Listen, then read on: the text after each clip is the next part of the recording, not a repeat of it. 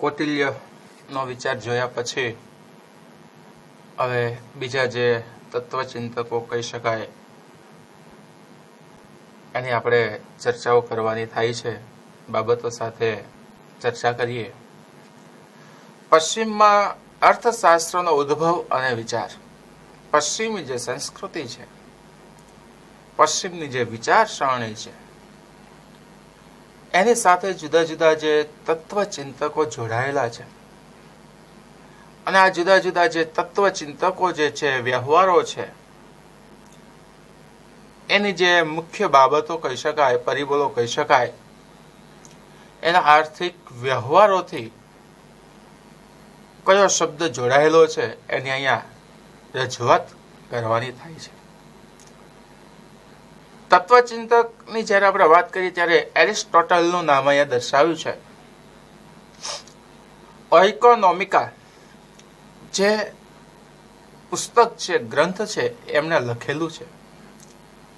ઓઇકોનોમિકા પુસ્તક કોણે લખેલું છે તો કે ભાઈ એરિસ્ટોટલ નામના જે અર્થશાસ્ત્રી છે, તત્વચિંતક છે, એણે લખેલું છે.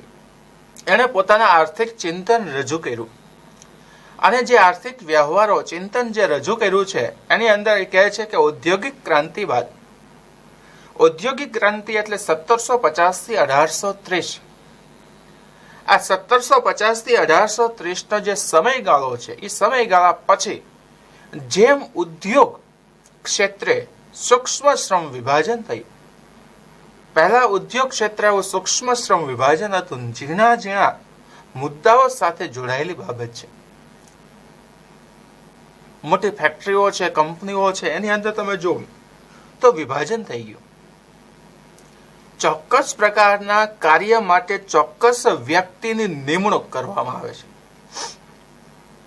ફેક્ટરીની અંદર, કંપનીની અંદર સામાન્ય અર્થમાં આપણે વાત કરીએ તો ટી શર્ટ બનાવતી કોઈ કંપની છે, ફેક્ટરી છે, તો આ ટી શર્ટની અંદર કોલર એક વ્યક્તિ બનાવે, સ્લીવ બીજો વ્યક્તિ બનાવશે, સ્લીવ અને કોલર જોઈન્ટ કરવાનું કામ ત્રીજો વ્યક્તિ કરતો હશે, સાઈડ અને ખીચાનું કામ કોઈ અન્ય વ્યક્તિ કરતો હશે, છેલ્લે ઇસ્ત્રી કરવાનું કામ કોઈ અન્ય વ્યક્તિ, અને ત્યાર પછી બોક્સ પેકિંગ કરવાનું કામ કોઈ અન્ય વ્યક્તિ કરતો હશે.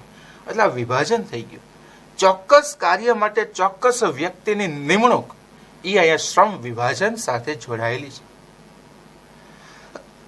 એટલે જે આ બધી વ્યવસ્થાઓ ઊભી થઈ, ખેતી કરવાનું કામ ખેડૂતનું, કાપડ વણવાનું કામ વણકરનું, એ જે વ્યવસ્થા હતી એમાંથી પણ હજી વ્યવસ્થા કેવી પડી ગઈ છે, અલગ અલગ થઈ ગઈ, સૂક્ષ્મ થઈ ગઈ, નાની થઈ ગઈ.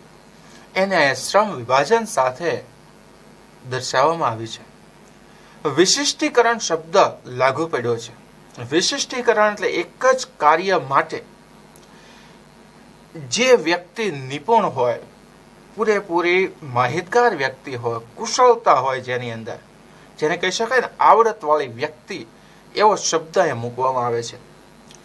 તેમ જ્ઞાનના ક્ષેત્રમાં અભ્યાસ અને સંશોધનમાં પણ વિશિષ્ટીકરણ શબ્દ લાગુ પડે છે. ચોક્કસ વિષય માટે ચોક્કસ શિક્ષકો અને એના દ્વારા અભ્યાસ, સંશોધન માટે ચોક્કસ વિષયો, સંશોધન માટેની ચોક્કસ માહિતી, એના ચોક્કસ પ્રકારના પાઠ, એની અહીંયા વાત કરી શકાય. એટલે સામાન્ય અર્થમાં કહી શકાય તો એરિસ્ટોટલનું મત આધુનિક વિચારસરણી સાથેનો કહી શકાય કે જેણે એવું કીધું છે કે ભાઈ જો આર્થિક વિકાસ કરવો હોય, ઝડપથી પ્રગતિ કરવી હોય તો આ ઔદ્યોગિક ક્રાંતિ જે આવી 1750 થી 1830 દરમિયાન ઇંગ્લેન્ડની અંદર જે ક્રાંતિ થયેલી, ત્યાર પછી ઉદ્યોગ ક્ષેત્રે આવા જુદા જુદા વ્યવસાયો, વ્યવહારો અસ્તિત્વમાં આવ્યા છે અને એના દ્વારા આખી જ પ્રક્રિયા ધીમે ધીમે આગળ વધતી ગઈ.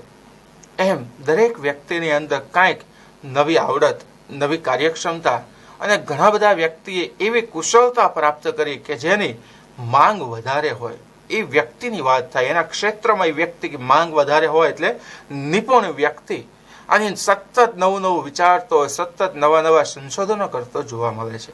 એની સાથેની આખી એક વ્યવસ્થા ઊભી કરતું વ્યક્તિનું પ્રમાણ અહીં દર્શાવવામાં આવ્યું છે. એટલે બાબત સાથે અહીંયા જોડાયેલો શબ્દ છે. એટલે નવીન પદ્ધતિ, નવીન વ્યવહારો સાથે એને એરિસ્ટોટલ એક આખો વ્યવહાર રજૂ કર્યો છે. નિપુણ વ્યક્તિઓની વાત થાય છે. સાયન્ટિસ્ટો, અર્થશાસ્ત્રીઓ, ઇતિહાસકારો, રાજ્ય શાસ્ત્રના જે કાંઈ તત્વચિંતકો છે તે, આ સિવાય આપણે વાત કરીએ તો સામાજિક કાર્યકર્તાઓ હોઈ શકે, આ સિવાય ઘણા બધા એવા વ્યવહારો સાથે તમે ચર્ચા કરી શકો. ભૌતિક શાસ્ત્રની જેમ સમાજ વિજ્ઞાનનો અને માનવ વર્તનનો અભ્યાસ કરતા શાસ્ત્રમાં પણ વિશિષ્ટીકરણ થયું. અભ્યાસની પદ્ધતિ માત્ર તર્ક કે કલ્પનાને આધીન ન રહેતા પ્રયોગ અને ચકાસણી આધારિત વૈજ્ઞાનિક પદ્ધતિથી અભ્યાસ થયા. એટલે અત્યાર સુધી માનવીના આર્થિક વર્તનનો રાજ્યશાસ્ત્ર અને નીતિશાસ્ત્ર કે તત્વચિંતનના ભાગરૂપી અભ્યાસ થયો હતો. હવે આ શબ્દ સમજવાની વાત થાય છે. H2O ભેગું કરો એટલે પાણી થાય. આ ચોક્કસ પ્રકારનો વિજ્ઞાનનો નિયમ છે. હાઇડ્રોજનના 2 અને ઓક્સિજનનો 1 અણુ ભેગું કરો એટલે પાણી થાય છે. ચોક્કસ પ્રકાર છે. પાણીને ગરમ કરો અને ઉપર કોઈ એવું ઢાંકણું તમે ઢાંકો એટલે પાણીનું બાષ્પીભવન થતા વરાળ પાણી સ્વરૂપે નીચે આવે. આ ચોક્કસ વસ્તુ છે. પણ પછીથી એવું નક્કી કરવામાં આવ્યું કે માણસના વર્તનો જે છે, વ્યવહારો છે, એ પણ ચોક્કસ હોવા જ જોઈએ. એની અંદર કંઈક વિચારવું પડે, વિશિષ્ટીકરણ કરવું પડે. તો એની સાથે જ્યારે આપણે ચર્ચા કરીએ છીએ, વ્યવહારને સમજીએ છીએ, પરિબળને સમજીએ છીએ, તો એક સામાન્ય તમને એક ઉદાહરણ આપું કે ભાઈ માણસને ભૂખ લાગે છે અને ભૂખ સંતોષાય છે. આ વાત સાચી, પણ કઈ રીતે સાચી માનવી? કેટલા એકમ આપવાથી છે ભૂખ સંતોષાય છે? આ ચોક્કસ વસ્તુ કેવી પડે, કારણ સાથે, તો જ પ્રયોગ કહેવાય, તો જ ચકાસણી કહેવાય. તો એની સાથે જ્યારે આપણે ચર્ચા કરીએ છીએ, અભ્યાસ કરીએ છીએ, તો અહીંયા હું તમને એક વસ્તુ કહું. માણસને જમવા બેસાડો, 11 વાગે રોટલી આપો, 12 વાગે એક રોટલી આપો, 1 વાગે એક રોટલી આપો, 2 વાગે એક રોટલી આપો, 3 વાગે એક રોટલી આપો, તો કોઈ દી ભૂખ સંતોષાય નહીં. આ પ્રયોગ આપણો કહે છે કે ભૂખ સંતોષાતી નથી, કારણ કે 1 કલાકમાં એક રોટલીનું પાચન થઈ જાય છે. એટલે માણસની ભૂખ છે એ સંતોષાય નહીં, ઉલટાની ભૂખ વધારે લાગે છે. આ પ્રયોગ પરથી સાબિત થયું. તો પ્રયોગ એવું કહે છે ભૂખ સંતોષાય કેમ? તો કે ભાઈ માણસ એક રોટલી ખાઈને તરત જ બીજી આપવામાં આવે, બીજી ખાઈને તરત જ ત્રીજી આપવામાં આવે, ત્રીજી ખાઈને તરત જ ચોથી આપવામાં આવે, તો માણસની ભૂખ સંતોષાય. એટલે એક પછી એક વપરાશના એકમો નક્કી કરવા જોઈએ. આ એક બાબત છે. તો આ ચોક્કસ વસ્તુ થઈ. માણસની તરસ છીપાય છે ક્યારે ખબર પડે છે? એક ગ્લાસ પીવે પછી બીજો ગ્લાસ પી શકતો નથી પાણી, ત્યારે ખબર પડે છે પાણીની તરસ છીપાણી. પણ એક ગ્લાસ આપી દો તમે, અડધો ગ્લાસ આપી દો ને પછી એમ કહો હવે નહીં, તો માણસની તરસ છીપાણી એ શબ્દ લાગુ પડતો નથી. એટલે એક પછી એક એને એકમો આપવા પડે છે. એક પછી એક એની સાથે વ્યવહાર થવા જોઈએ. ત્યારે કહી શકાય છે માણસની ભૂખ સંતોષાણી. બાકી કહી શકતા નથી કે એની ભૂખ સંતોષાણી. એટલે માણસની સાથે આખી એક પ્રયોગાત્મક પ્રક્રિયા અહીંયા દર્શાવવામાં આવી છે. એટલે ચોક્કસ એને ઓપ આપવામાં આવ્યો છે. એક વૈજ્ઞાનિક પદ્ધતિ સાથે માણસના જે વ્યવહારો છે એની વાત કરવામાં આવી છે. એટલે એનું પણ શાસ્ત્ર અહીંયા અસ્તિત્વમાં છે. એની અંદર પણ જુદા જુદા પ્રકારના કાર્ય કરવામાં આવ્યા, એની અંદર પણ સંશોધન કરવામાં આવ્યું છે. અને અત્યાર સુધીના માનવના જે વ્યવહારો છે એને શબ્દ સ્વરૂપે ઉતારવામાં આવ્યા છે. એટલે સામાન્ય પરિસ્થિતિ સાથેની જ્યારે વાત કરતા હોય ત્યારે આખું એક તર્ક સાથેનું વિજ્ઞાન ઊભું કરવામાં આવ્યું છે, પરિબળ એક ઊભું કરવામાં આવ્યું છે. એની બાબતો અહીં દર્શાવી છે. સાથે ચર્ચા કરીએ તેનો સ્વતંત્ર વિષય, જ્યાં ચોક્કસ વિષયની વાત થાય છે તરીકે અભ્યાસ શરૂ થયો. કોનો? તો માણસનો. એટલે વસ્તીનો પાઠ આવે છે. માણસ દેશ માટે કેટલો અગત્યનો છે, માણસના વ્યવહારો છે, માણસની પદ્ધતિઓ છે, પરિબળો છે, એ કેટલા અગત્યના છે, કેટલા વ્યવહારુ છે, એની સાથે અહીંયા અભ્યાસ કરવાની વાત થાય છે. એટલે આ પરિસ્થિતિની જ્યારે ચર્ચા કરવામાં આવે છે ત્યારે કહે છે કે ભાઈ એરિસ્ટોટલે જ્યારથી ચર્ચા કરી છે, ઔદ્યોગિક ક્રાંતિથી જ્યારથી ચર્ચા કરી છે, ત્યાર પછી માણસના ચોક્કસ વિષયો સાથે, માણસને ચોક્કસ બાબતો સાથે એણે એક અભ્યાસની શરૂઆત કરવાની પહેલ કરી. ઔદ્યોગિક ક્રાંતિને કારણે મોટા યંત્રો, મોટા પાયે ઉત્પાદન, આર્થિક સત્તાનું કેન્દ્રીયકરણ એટલે ઇજારાશાહી, જંગી મૂડીરોકાણ, કરબજો, કરોડો, ખરવોનું મૂડીરોકાણ, પરિણામે એક નવી જ આર્થિક સામાજિક વ્યવસ્થા ઊભી થઈ. ધનિક ગરીબ એવા લોકોનું પ્રમાણ, આ એક એવી પરિસ્થિતિ, સામાજિક વ્યવસ્થા ઊભી થઈ છે જેમાં લોકોની જરૂરિયાત વધી, લોકોનું જીવન ધોરણમાં પરિવર્તન આવ્યું, વર્તનમાં પરિવર્તન આવ્યું, વાણીમાં પરિવર્તન આવ્યું, વિચારોમાં પરિવર્તન આવ્યું. આ એક વ્યવસ્થાઓ ઔદ્યોગિક ક્રાંતિ પછી જ થાય, કારણ કે રોજગારીના પ્રમાણમાં વૃદ્ધિ થાય છે, ગરીબી ઘટે છે, રોજગારી વધે છે. એ બાબતો સાથેની એક આખી અહીંયા પ્રણાલી દર્શાવવામાં આવી છે. એટલે આખી પ્રક્રિયા જેમ જેમ આગળ વધતી જાય છે, પરિબળો આગળ વધતા જાય છે, આ સંદર્ભે કોઈ પણ દેશની આર્થિક સંપત્તિમાં વધારો થવાના કારણો શું હોઈ શકે? આ સંદર્ભે એટલે ક્યારે? તો કે ઔદ્યોગિક ક્રાંતિ પછી મોટા યંત્ર, મોટા પાયે ઉત્પાદન, આર્થિક સત્તાનું કેન્દ્રીયકરણ, જંગી મૂડીરોકાણ, એટલે બજાર તંત્ર જ્યારથી અસ્તિત્વમાં આવ્યું છે, બજાર આધારિત જ્યારથી વ્યવહારો કરવામાં આવ્યા છે, બજાર આધારિત જ્યારથી વિશ્લેષણ કરવામાં આવ્યું છે, ત્યારથી લઈને આ બધી જે પ્રક્રિયા ઊભી થઈ છે એની અંદર જે પરિબળો અસ્તિત્વમાં આવ્યા છે, જે વ્યવહારો અસ્તિત્વમાં આવ્યા છે, જે બાબતો રજૂ કરવામાં આવી છે, આ વસ્તુઓની જ્યારે ચર્ચા કરીએ ત્યારે એમ કહે છે ત્યાર પછી કે આર્થિક સંપત્તિમાં વધારો થવાના કારણો શું હોઈ શકે? આ દેશની અંદર જે સંપત્તિ વધતી જાય છે, માનવ પોતાની સંપત્તિમાં વૃદ્ધિ કરતો જાય છે, આ બધું ત્યાર પછી અસ્તિત્વમાં આવે છે. America, Germany, Italy, France, Ethiopia, Jamia, chilli, Mexico, ઘણી બધી દેશની આપણે ચર્ચા કરી શકીએ. તો આમાંના ઘણા દેશ અત્યારે ધનાઢ્ય દેશ તરીકે ઓળખાય છે. તો એનું કારણ કયું છે? તો કે ભાઈ એક જ વસ્તુ, ઔદ્યોગિક ક્રાંતિ પછી લોકોએ મોટા પાયે યંત્ર, મોટા ઉત્પાદનની અપેક્ષા, જંગી મૂડીરોકાણ કર્યું. એના કારણે બધા દેશો આજે એટલા બધા સદ્ધર થઈ ગયા છે. જો આની સાથે તાલ મિલાવવામાં આવે તો આર્થિક વૃદ્ધિ છે કેવી થાય છે? ઝડપથી વધે છે. એટલે દેશની સંપત્તિ, દેશની અંદર રહેલી જે કાંઈ વસ્તુઓ છે એની અંદર પ્રમાણ વધતું જાય છે. એટલે ટૂંકમાં એવું કહી શકે છે કે ભાઈ ઔદ્યોગિક દેશ હોવો જોઈએ. ઉદ્યોગ આધારિત કોઈ પણ દેશનો આર્થિક વિકાસ એક મોટા પાયે ઉત્પાદન પ્રણાલી દર્શાવવામાં આવી છે, જેના થકી દેશની આર્થિક સંપત્તિ, આયાત નિકાસના પ્રમાણમાં વૃદ્ધિ એક પરિબળ અહીં દર્શાવવામાં આવી રહ્યું છે. આ પ્રથા ઉપર, આ જે પ્રથા હતી એની ઉપર ઊંડા ચિંતન બાદ આજે કઈ વ્યવહારો છે 1776 એડમ સ્મિથે અર્થશાસ્ત્રનું સ્વતંત્ર ચિંતન રજૂ કરતું પુસ્તક રજૂ. એટલે કે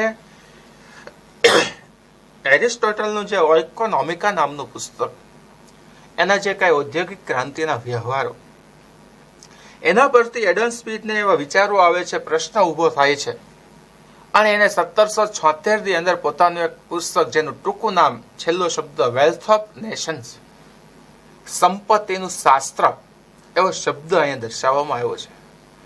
આ પુસ્તકની અંદર એણે અર્થશાસ્ત્રનો સ્વતંત્ર અને વૈજ્ઞાનિક ઢબે અભ્યાસ શરૂ કર્યો, ચોક્કસ સ્વરૂપે અભ્યાસની રચના કરી, અને આ અભ્યાસ એનો બહુ ચર્ચિત વિષય બન્યો, એને બહુ માન આપવામાં આવ્યું. અને આ એડમ સ્મિથના પુસ્તકને એટલું બધું માન મળ્યું કે એડમ સ્મિથે અર્થશાસ્ત્રના પિતા અથવા તો રચયિતા તરીકેની ઉપમા પણ એને આપવામાં આવી છે.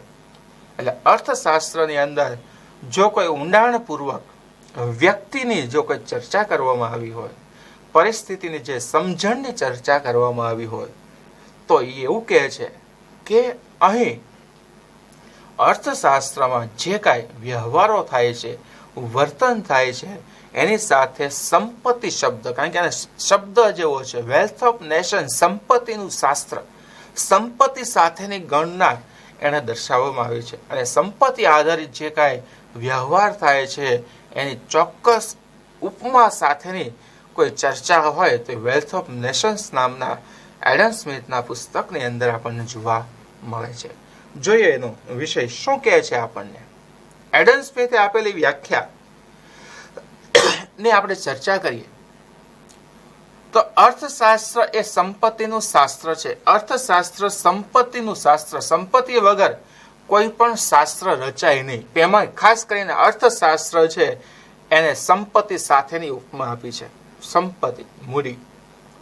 તેઓ માને છે કે ઉત્પાદક શ્રમ, ઉત્પાદક એટલે માણસ જે રોજગારીમાં જોડાયેલો છે, રોજગારી સાથે કામ કરતો જોવા મળે છે, શ્રમ દ્વારા ઉત્પન્ન થયેલા, માનવ શ્રમ દ્વારા ઉત્પન્ન થયેલા કોઈ પણ ઉત્પાદક હોય, બોર્ડ તમે જોઈ શકો છો, બોલપેન તમે જોઈ શકો છો, લાઇટ તમે જોઈ શકો છો, તો આ બધી વસ્તુ ઉત્પાદન થયેલી છે. એટલે ઉત્પન્ન થયેલા ભૌતિક એટલે જેને આપણે જોઈ શકીએ છીએ તેવી તમામ સંપત્તિના ઉત્પાદન વપરાશ, ઉત્પાદન પણ થાય છે, માણસ એનો ઉપયોગ કરે છે. ઉપયોગ કરે છે એટલે વપરાશ અને વિનિમય એટલે શું? વ્યવહાર, આપલેની પ્રક્રિયા, ખરીદી વેચાણની પ્રક્રિયાનો અભ્યાસ કરતું શાસ્ત્ર એટલે શું કહે છે?